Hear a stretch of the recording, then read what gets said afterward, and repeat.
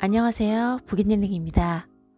오늘 만나볼 책은 세계 지도를 펼치면 돈의 흐름이 보인다 입니다. 지은이, 박정호. 열심히 현장을 뛰며 지식을 나누고 현장에서 다시 배우는 것에 보람을 느끼는 대표적인 실사구시형 학자이다. KDI 전문연구원 출신으로 혁신클러스터학회 12대 학회장, 한국인적자원개발학회 부회장, 인공지능법학회 상임이사 등으로 활동하며 다양한 분야의 연구 프로젝트에 참여하고 있다. 최근에는 디자인을 통한 혁신 창출에 기여하고자 한국디자인학회 상임이사, 광주디자인 비엔날레 큐레이터 등을 역임하고 한국디자인단체 총연합회 부회장으로도 활동 중이다. 경제, 경영, 디자인, 인문학, 사회문제 등 그야말로 종횡무진 지적 호기심을 발산하며 살고 있다. 머릿말. 최근 국제사회를 움직이는 게임의 규칙이 바뀌고 있다. 냉전 이후 미국이 주도하던 국제정세의 흐름이 크게 변하기 시작한 것이다. 과거 미국이 교역 및 통상협정, 우주개발 정책, 특허 및 기술에 관련한 국제규격 등을 정할 때는 G7 회의 등을 거쳐 소수의 최상위 국가와 조율하는 것만으로도 충분했다. 하지만 이제는 이들 국가와 의견을 조율하는 것만으로 국제사회가 모두 동의했다는 평가를 받기 어려워졌다. 자연스레 G7 회의는 G11, G20 회의로 규모가 커졌고 과거에 비해 더 많은 국가의 동의와 협조가 필요하게 되었다. 이제 이들 국가의 협조를 끌어내기 위해 국가들이 서로 어떤 상황에 놓여 있는지 또 무엇을 원하는지를 알아야만 한다. 2000년 이후 중국의 부상에 의존해 성장해왔던 국가들은 이제 새로운 대안을 모색해야 한다. 중국의 급부상은 중국발 소비 증가도 촉발했다. 단기간에 막대한 부를 축적한 중국의 기업과 소비자들이 전 세계로 밀려나와 흥청망청 투자와 소비를 이어나갔다. 하지만 최근 들어 중국 경제가 과거와는 다른 양상을 보이고 있다. 미중 갈등이 불거지면서 중국에 투자하려는 외국 자본이 점차 줄어들기 시작했다. 새로운 교역 파트너를 찾아야 하는 것도 중국은 마찬가지다. 중국을 중심으로 한 서방 국가들이 이제는 과거처럼 중국 제품을 대거 수입하지 않을 가능성이 높기 때문이다. 중동 지역의 고민도 나날이 깊어지고 있다. 코로나19 이후 탈석유 기조가 한층 강화되었기 때문이다. 아직 중동 지역 어디에도 석유를 배제한 채 자립할 기반을 완벽히 갖춘 나라는 없다. 이런 상황에서 중국의 많은 국가가 지금까지 확보한 자금을 기반으로 미래 먹거리 산업 발굴에 적극 투자 중이다. 이들 국가 중 어느 하나라도 새로운 산업 기반을 조성할 경우 중동의 모습은 지금과 전혀 다른 양상을 보이게 될 것이다. 미래 사회의 석유는 이제 리튬이 될 가능성이 높다. 2차 전지 중심의 세상이 본격화되면서 전 세계적으로 리튬을 확보할 수 있는 지역이 어딘지, 리튬의 개발 권한을 누가 확보했는지를 두고 관심이 커지고 있다. 리튬 매장량이 많은 중남미 국가들과 아프리카 국가들은 졸지에 국제사회로부터 다양한 러브콜을 받는 중이다. 변화는 국가 단위에서만 일어나는 것이 아니다. 이상기후 현상, 종교적 분쟁 등으로 난민 숫자도 급격히 늘어나고 있다. 이러한 변화는 난민이 유입된 국가들로 하여금 새로운 사회 문제를 야기하고 있으며 난민으로 불거진 사회 문제는 국제사회의 새로운 동인으로 작용하고 있다. 유엔 난민기구가 공개한 글로벌 동향 보고서에 따르면 전 세계 난민은 2022년에 1억 명을 돌파했는데 전체 난민의 약 60%는 모국에서 다른 지역으로 피신한 국제 실향민이다. 더 큰 문제는 향후 난민이 더더욱 가파르게 늘어날 것으로 보인다는 점이다. 지금 난민이 느는 가장 큰 이유는 전쟁도 종교도 아닌 이상기후 현상 때문이다. 이상기후 현상은 점점 그 변화의 폭이 커지고 이를 피해 떠나는 난민이 걷잡을 수 없게 늘어나는 환경이 되고 있다. 이제 새로운 판을 짜야 할 시기가 가까워지고 있다. 우리는 전 세계에서 가장 높은 수준의 대외 의존도를 보이는 국가로 먹거리부터 에너지 부문까지 거의 전량을 해외에 의존하고 있다. 최근에는 노동력마저 외국인 근로자 의존도가 점점 커지는 추세다. 이런 상황에서 지금 우리에게 꼭 필요한 건 국제적인 변화의 흐름을 읽고 대응하는 작업이다. 이를 위해서는 그간 우리가 좀처럼 교류해오지 않았던 국가들을 먼저 면밀히 살펴야 한다. 국책연구원으로 재직하던 시절부터 다양한 프로젝트로 여러 나라를 방문할 기회가 많았다. 전 세계를 돌며 만났던 사람들과 직접 겪어본 환경은 그간의 궁금증을 하나씩 풀어주었다. 이 책은 내가 해외 프로젝트를 수행하는 과정에서 혹은 개인적인 여행으로 알게 된 사실을 바탕으로 이를 재조사하고 분석해 구성했다. 만나는 사람마다 마주치게 된 물건과 장소마다 경제적 프레임을 들이밀며 상황이 이렇게 된 경제적 배경과 원인을 물어보기 바빴다. 그리고 그간 내 머릿속에 맴돌던 궁금증의 실마리들이 어느 정도 모였기에 이 책을 출간할 수 있었다. 이 책은 사업을 하는 사람들이나 정책 입안자만을 위한 책은 결코 아니다.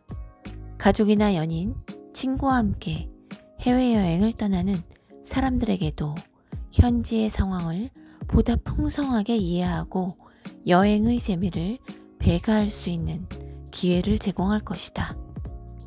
경제적인 관점에서 풀어낸 해석과 설명은 현지 가이드보다 이 책이 더 풍성할 것으로 자부한다.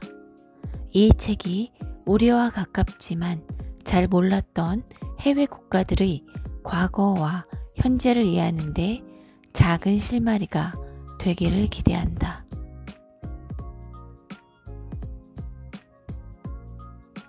(1장) 엔지니어와 비즈니스맨의 나라. 1-1장 타이완. 한 엔지니어의 통찰이 만든 반도체 최강국 대만. 대만은 한때 국제사회에서 고립된 국가였다.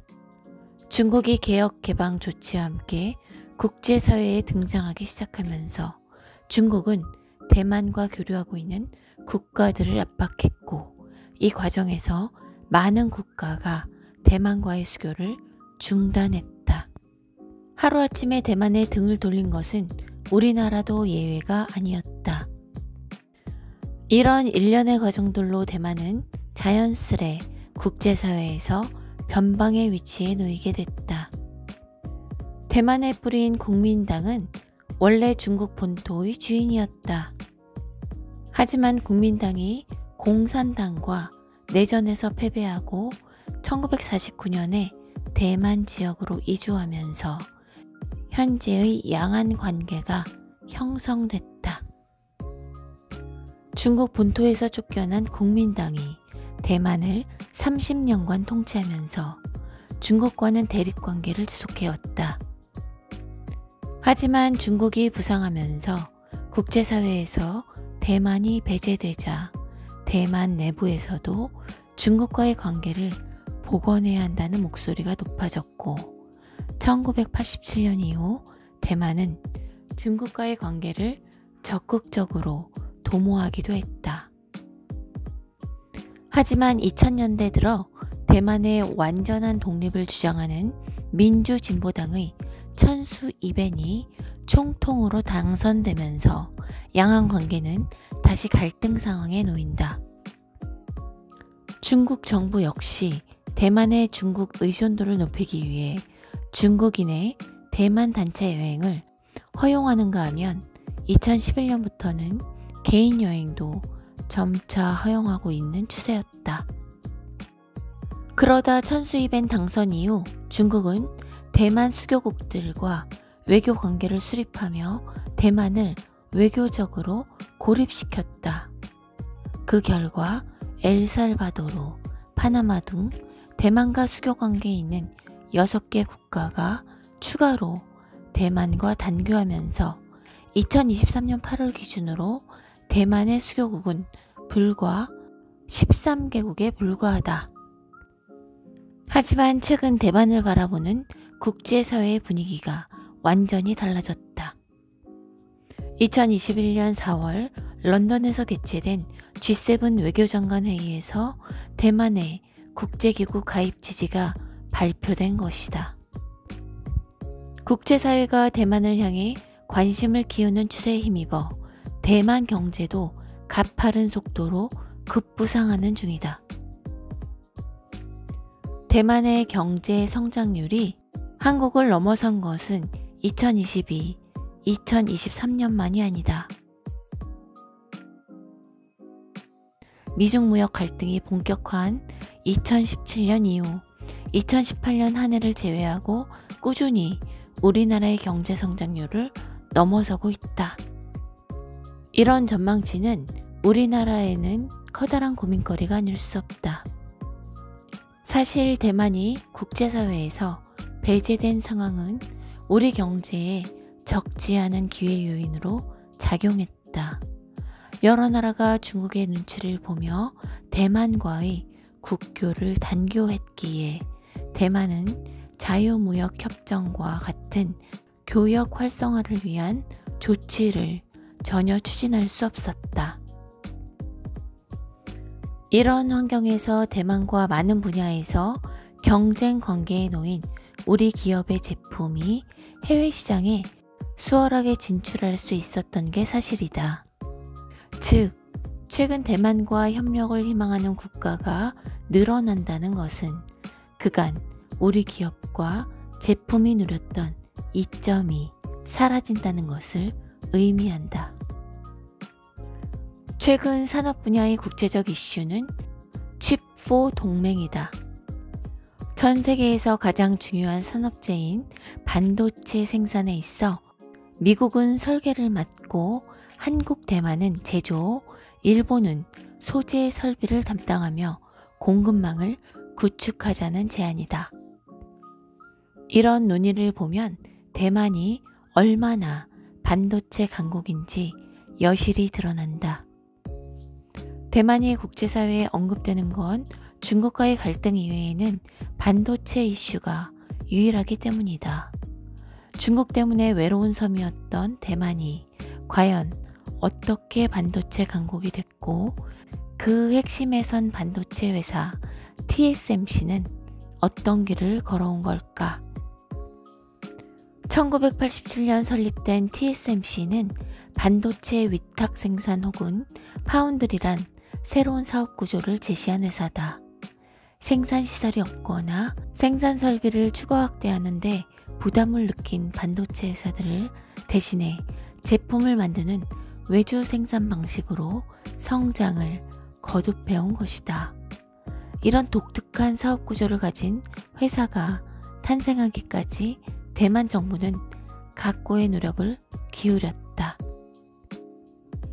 대만 정부는 먼저 자국 기업의 기술력을 끌어올리기 위해 국책 연구기관인 공업기술연구원을 설립했다.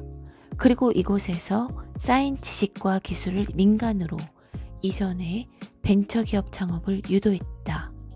공업기술연구원을 진두지휘할 수장으로 텍사스 인스트루먼트에 입사해 25년 경력을 쌓고 부사장까지 지낸 모리스 창을 임명했다.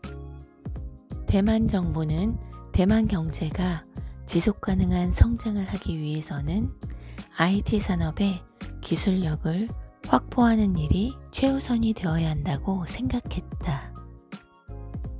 외자 유출을 위해 수출 가공 지역 내 기업의 모든 제품에 대해 수출을 의무화하는 대신 해외에서 들여온 원료와 중간재에 대해서는 관세와 화물세를 부과하지 않았다.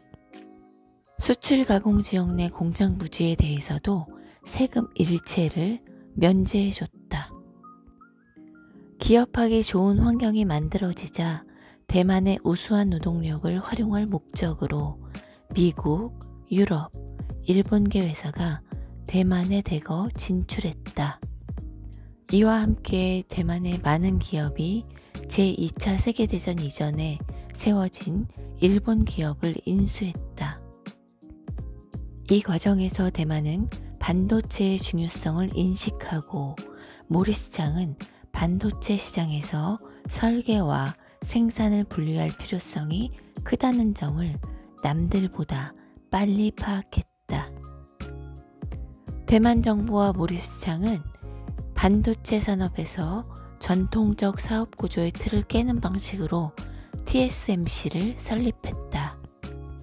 TSMC는 생산시설이 없거나 생산설비 확장에 부담을 느낀 반도체 회사들의 제품을 대신 만들어주는 위탁 생산으로 승부를 걸었다. 반도체에 관심 있는 기업이 막대한 생산설비 투자 없이도 반도체 사업을 할 수 있도록 해주겠다고 선언한 것이다. TSMC가 반도체 제조 환경을 바꾼 덕분에 다양한 형태의 반도체 제품이 탄생할 수 있게 됐다. 반도체 중심으로 안정적인 전후방 산업을 육성하기 위해 대만 정부는 신주과학공업단지를 만들었다. 여기에 세제 혜택까지 주면서 많은 기업을 유치했다. 그 결과 많은 우수한 인재가 신주과학공업단지에 모이게 되었다. 반도체 같은 특정 분야에서 대만이 놀라운 성과를 내고 있는 것은 사실이지만 현재의 모습을 유지하기 위해 해결해야 할 과제도 적지 않다. 첫 번째 과제는 중국 의존도를 줄여야 한다는 것이다. 대만 경제는 수출 없이는 지탱하기 어려운 구조다. 그런데 이러한 수출 내용을 좀 더 자세히 들여다보면 중국이 차지하는 비중이 절대적임을 알 수 있다. 대만의 대중 수출 비중은 40%에 달한다.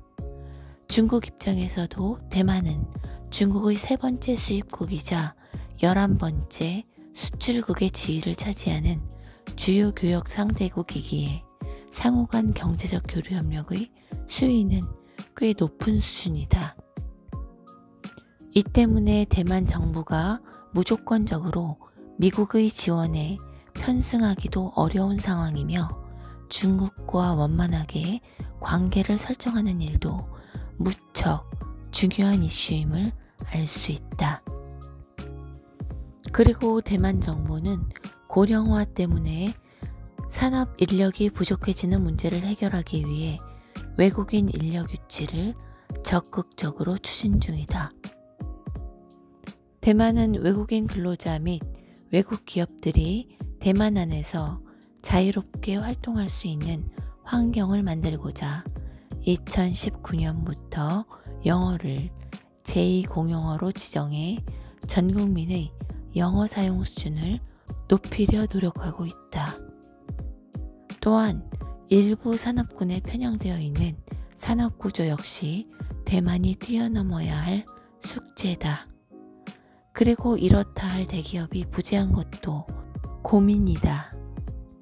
대만이 해결해야 할 여러 난관이 있는 것은 분명하지만 대만 입장에서는 요즘 국제사회 분위기를 40년 만에 찾아온 새로운 기회로 보고 있다.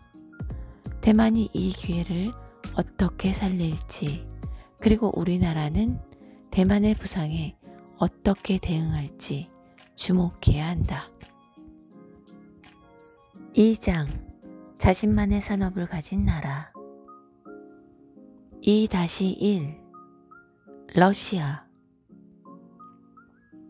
러시아는 영토가 한반도 면적의 80배에 해당하며 세계에서 두 번째로 큰 나라인 캐나다의 2배에 달한다. 러시아의 드넓은 영토 중에는 연중 출입할 수 있는 부동항이 거의 없다 해도 과언이 아니다. 러시아인들에게 항구를 확보한다는 것은 국제적인 위상과 경제력을 높이기 위해 반드시 선결되어야 할 문제였다. 하지만 러시아의 수건 사업인 부동항 문제는 최근 들어 지구온난화로 인해 해결될 듯 보인다. 지구온난화로 북극해가 녹아 항구가 개방되면 러시아로서는 그동안 갈구했던 부동항을 여러 개 확보하는 것뿐 아니라 미국과 영국 등의 서구 해양 강국에 간섭받지 않는 국제 해운항로를 확보할 수 있게 된다. 여기에 러시아는 북극권에 묻혀있는 막대한 자원을 개발하고 이를 경제성장의 동력으로 삼을 수 있다. 우리나라는 러시아의 행보에 집중할 수밖에 없는 나라다. 러시아는 중국과 함께 한반도와 국경을 접하고 있는 유일한 나라인 만큼 지리적으로 가까울 뿐더러 남북 문제 등 우리나라 주요 현안에 미치는 영향도 적지 않다. 한국과 러시아는 서로에게 쓸모가 많은 나라로 가장 쉽게 윈윈을 꾀할 수 있는 경제 구조를 가지고 있다. 러시아는 한국과 함께 북극해 항로를 기반으로 한 동해안 개발에도 관심을 보이고 있다. 북극해 항로는 유럽과 동남아를 잇는 최단 이동 경로다. 인도양과 수에즈 운하를 거쳐 로테르담과 요코하마 사이를 연결하는 기존 남방 항로보다 이동 시간이 60% 가까이 단축될 수 있다. 수출 의존도가 높은 우리 경제 구조를 볼 때 러시아와의 극동 지역 개발에 우리 기업이 관심을 보여야 할 이유 역시 분명해 보인다. 한편 러시아의 천연가스 매장량은 세계 1위이며 석탄 매장량도 세계 2위를 자랑한다. 국토에 얼마나 많은 자원이 매장되어 있는지 러시아도 아직 정확히 파악하지 못하고 있는 상황이다. 그뿐 아니라 드넓은 영토 위에는 다양한 농작물과 산림 자원이 자라고 있다. 러시아의 밀 생산량은 세계 3위이며 수출량 기준으로 세계 1위다. 산림 자원 역시 세계 산림의 20%를 차지하는 세계 최대 산림 부국이다. 우리나라로서는 자원을 수월하게 확보하기 위해서라도 러시아와의 관계 설정이 무척 중요하다. 그리고 러시아인들에게 술은 남다른 의미가 있다. 혹하는 날씨에서 몸을 따뜻하게 덮여주는 술은 선택 아닌 필수다. 하지만 아무리 추위 때문이라도 높은 도수의 술을 지속적으로 마시는 것이 건강에 좋을 리 없다. 러시아 국민의 건강 문제가 좀처럼 개선되지 않고 있는 상황에서 러시아 보건부는 보건복지를 통한 삶의 질 향상을 위해 관련 예산 확대와 건강 예방 캠페인을 적극 지원하고 있다. 특히 2015년부터는 의료 서비스가 취약한 극동 지역에서 외국인의 의료 면허를 인정해주고 있다. 코로나19 팬데믹을 거치며 주목받은 한국의 선진적인 의료 시스템, 즉 K-의료가 진출할 수 있는 새로운 영토인 셈이다. 이처럼 러시아는 한국의 어느 나라보다 중요한 파트너다. 최근에는 시베리아 횡단철도를 중심으로 특히 광업 분야가 발전하고 있다. 또한 일부 계절적 시점에는 농산품 수송이 급증했으며 이는 러시아 농업 발전에 이바지했다. 관광 및 여행업의 발전에도 기여했는데 이러한 상황을 종합할 때 이번 러시아 우크라이나 전쟁은 러시아의 철도를 중심으로 한 경제 발전 계획에 있어 큰 악영향을 가져다 줄 것으로 보인다. 우리나라는 철도 구축 비중이 그리 크지 않은 나라지만 세계 5번째로 고속철도를 운행했고 고속철도 차량 생산 국가로도 발돋움했다. 현재 러시아 내부 철도 노선의 고속화를 도모하는 러시아와 국제철도협력기구 시장은 우리에게 적지 않은 기회다. 자원과 식량이 부족하고 남북 평화 모드 조성을 위해 극동 지역의 안정이 무엇보다 중요한 우리나라의 실정을 고려하면 더욱 그렇다. 러시아 입장에서도 국민들의 복지 문제 해결과 시베리아와 극동 지역 개발 그리고 중국의 견제를 위해서도 한국과의 협력이 점차 중요해지고 있다. 손바닥도 마주쳐야 소리가 나듯 두 나라가 적극적인 교류로 발전적인 협력 모델을 만들어가길 기대한다. 3장 날씨와 자원이 운명을 바꾼 나라 사우디아라비아. 중동의 여러 나라 중 단 한 나라만 꼽으라면 많은 사람이 사우디아라비아를 꼽는다. 이는 전략적으로 중요한 나라이기 때문이다. 외교 분야의 최고의 관료를 선발하는 시험인 외무고시 출신 중에서도 최고의 인재를 파견하는 4대 국가 중 하나가 사우디아라비아이기 때문이다. 미, 중, 일본에 이어 우리나라 외교 분야 최고의 인재를 사우디아라비아로 파견하는 이유는 에너지 수급 문제 때문이다. 전체 원유 수입 상대국 가운데 가장 큰 비중이다. 사우디아라비아의 국가 운영체제는 경제활동의 주체가 개인이나 기업과 같은 민간이 아니라 국가다.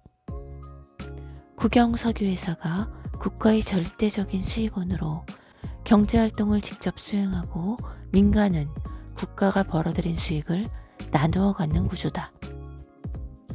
석유 판매 수익의 상당액은 사우디아라비아 왕가로 흘러들어간다. 국민은 정부의 연간 예산 편성에 대한 발언권이 거의 없으며 정부 또한 국민에게 지출의 일부분만을 공개하고 원유를 판매한 수익 중 왕가 할당분이 어느 정도인지는 공개하지 않는다.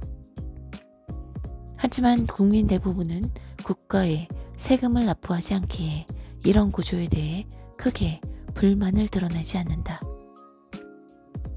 이처럼 국가가 대부분의 경제활동을 직접 수행하고 이에 대한 과실을 국민에 나누어 준다고 해서 사우디아라비아 국민이 풍요로운 생활을 하고 있는 것은 아니다. 국민의 40%가 빈곤층에 해당하며 적어도 60% 가까운 국민이 집을 구할 능력이 없는 것으로 알려져 있다. 또한 결혼 적령기 청년 중 절반 정도는 직업이 없거나 결혼 지참금을 만들지 못해 결혼을 하지 못하는 형편이다. 국민 대부분의 경제 상황이 이렇다 보니 1인당 국민소득은 우리가 알고 있는 사우디아라비아 왕자들의 호화로운 생활과 달리 2만 달러 초반 수준으로 우리보다 낮다. 그리고 특이한 대목은 사우디아라비아 안에 왕성하게 경제활동을 수행하는 사람들 대부분 외국인 노동자라는 점이다. 사우디아라비아에 도착해 1시간이 넘도록 사우디아라비아 사람을 한 번도 마주치지 못했다는 말이 결코 과장이 아닌 것이다. 사우디아라비아 정부는 외국인 입국을 제한하는 비자 제도를 도입하기도 했다. 외국인 노동자들이 사우디아라비아인들의 일자리를 빼앗고 있다고 판단한 것이다. 또한 일정 수의 자국민을 의무적으로 고용하는 쿼터제를 발표하는 일도 있었다. 문제는 사우디아라비아인들이 이미 외국인을 기반으로 한 경제 시스템에 익숙해져 있다는 점이다. 외국인을 채용하기 위한 비자 자체가 매매되고 있는 현실이 이를 잘 보여준다. 외국인을 대거 고용할 수밖에 없는 국영 기업들에게 외국인을 입국시킬 수 있는 비자를 몰래 사들여 이를 활용하는 것이다. 그리고 사우디아라비아는 전제 군주 국가로 군주가 국가 권력을 실질적으로 장악하고 있으며 국가기관 역시 군주의 권력을 집행하는 기관에 불과하다. 전제군주 국가인 사우디아라비아는 국왕이 사법기관의 판사 전원을 임명할 수 있으며 입법기관인 의회의 위원장도 모두 임명할 수 있는 권한을 갖고 있다. 복지제도 또한 다른 국가와는 전혀 다른 관점으로 시행한다. 엄밀히 말하면 사우디아라비아의 복지제도는 왕족의 자비와 같은 의미다. 국민 중 누군가가 도움이 필요하다면 왕족들 집 앞에 줄을 서서 기다리다 도움을 요청하면 된다. 해외에 나가 공부를 하고 싶다거나 직업이 필요하다거나 부모님이 아파서 경제적 도움이 필요하다면 이들 모두 사우디아라비아 왕가의 자비를 통해 자신들의 어려움을 극복하려 한다. 21세기에 이런 국가가 있나 할 정도로 의구심이 생기는 게 사실이다. 우리와 같은 시대를 살아가는 국가라고 보기 힘든 면이 너무 많기 때문이다. 나라 내에서도 기존의 제도를 탈피해야 한다는 의견이 점차 늘고 있다. 석유를 중심으로 한 국가 경제 시스템이 더 이상 지속되기 어렵기 때문이다. 첫 번째 이유는 셰일 혁명 때문이다. 사우디아라비아가 중동 지역에서 맹주 역할을 지속할 수 있었던 가장 큰 배경은 미국의 지원 덕분이다. 미국은 셰일 혁명으로 에너지 자립을 달성하기 전까지 자국에서 필요한 석유의 3분의 2가량을 사우디아라비아로부터 조달해 왔다. 하지만 셰일 혁명 이후 상황이 급반전되었다. 세계 석유 수급 시장의 변화는 사우디아라비아의 입지를 크게 위축시킬 만한 것이었다. 사우디아라비아가 이란을 견제하는 가장 효과적인 수단은 저유가 정책이다. 이란은 자국 경제를 재건하기 위해 2015년 미국을 비롯한 국제사회와 핵협상을 타결해 국제사회에서 정상국가로 복귀하려 시도했다. 이란의 이러한 시도 역시 사우디아라비아에게는 커다란 위협 요인이 된다. 이란의 석유 매장량은 세계 4위이며 천연가스 매장량 역시 세계 2위다. 이 밖에도 철광석, 아연, 구리 등 다양한 지하자원을 보유한 세계 최대의 자원 보유국이다. 이란의 경제 구조를 고려해보면 사우디아라비아가 저유가 기조를 유지해야 할 이유는 분명해진다. 원유 판매를 기반으로 산업 다각화를 지속적으로 모색하는 이란의 힘을 빼는 가장 손쉬운 방법이기 때문이다. 물론 이 전략은 사우디아라비아 경제에도 적지 않은 상처를 입히지만 사우디아라비아 입장에서는 중동 지역의 맹주 역할을 잃는 것보다 일정 부분 손해를 보더라도 이란을 따돌리는 것이 더욱 중요하다 여길 수 있다. 최근 사우디아라비아 안에서도 개혁의 바람이 불고 있다. 여성 대부분이 자신의 재능을 발휘할지도 사회 발전에 기여하지도 못했는데 근래 들어서는 국가 차원에서 여성들에게 다양한 직업교육과 고등교육을 제공하는 추세다. 사우디아라비아는 국가의 유일한 수입원이라 할 수 있는 국영 석유회사 아람코를 주식시장에 상장해 세계의 이목을 끌었다. 사우디아라비아가 왕실의 자금줄인 아람코를 주식시장에 상장한 이유는 상장을 통해 외부 투자 자금을 확보해 사우디아라비아의 신규 투자를 적극 추진하기 위함이다. 이 과정에서 사우디아라비아 왕실은 자신들이 실질적으로 소유하고 있는 아람코의 재무제표를 80년 만에 최초 공개했다. 사우디아라비아 왕실의 이 같은 파격 행보는 사우디아라비아가 놓인 환경을 여실히 보여준다. 수십 년 넘게 지탱해온 그들만의 사회 경제 구조가 더 이상 지속 가능하지 않다는 것을 스스로 인정한 것이다. 저는 오늘 이 책에 소개되어 있는 여러 나라들 중에 3나라만 읽어보았습니다. 이 책으로 인해 세계 여러 나라의 경제 흐름을 이해하는 통찰력과 국가별 특징이나 인사이트를 복합적으로 생각하는 사고력을 얻게 되어서 유익했던 것 같습니다. 그럼 저는 여기서 오늘 영상을 마치도록 하겠습니다. 함께 해주셔서 감사합니다.